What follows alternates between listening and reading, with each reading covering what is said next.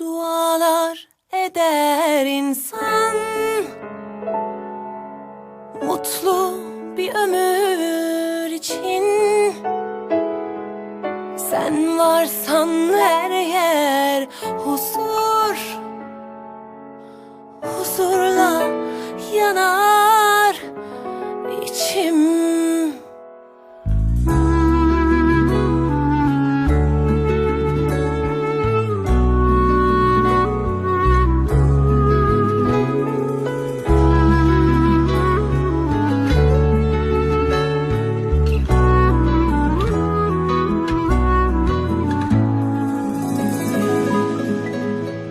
Dualar eder insan,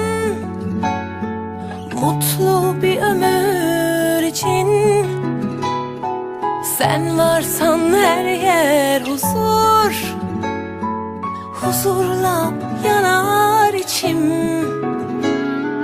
Çok şükür bin şükür seni bana verene, yazmasın tek günümü sensiz kadere. Ellerimiz bir, gönüllerimiz bir. Ne dağlar, denizler engeldir sevene.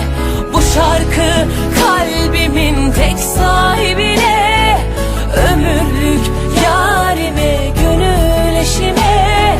Bahar sensin bana, gülüşün cennet. Melekler nur saçmış aşkın yüzüne.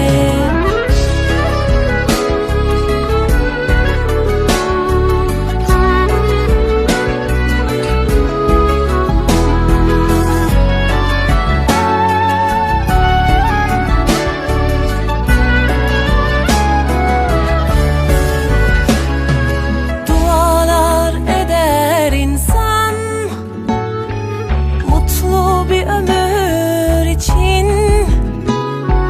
Sen varsan her yer huzur, huzurla yanar içim. Çok şükür bin şükür seni bana verene, yazmasın tek günümü sensiz kadere. Ellerimiz bir, gönüllerimiz bir. Ne dağlar, denizler engeldir sevene. Bu şarkı kalbimin tek sahibine, ömürlük yarime, gönül eşime. Bahar sensin bana, gülüşün cennet. Melekler nur saçmış aşkım yüzüne. Bu şarkı kalbimin tek sahibine, ömürlük yarime, gönül eşime. Bahar sensin bana, gülüşün cennet. Melekler nur saçmış aşkım yüzüne. Melekler nur saçmış aşkım yüzüne.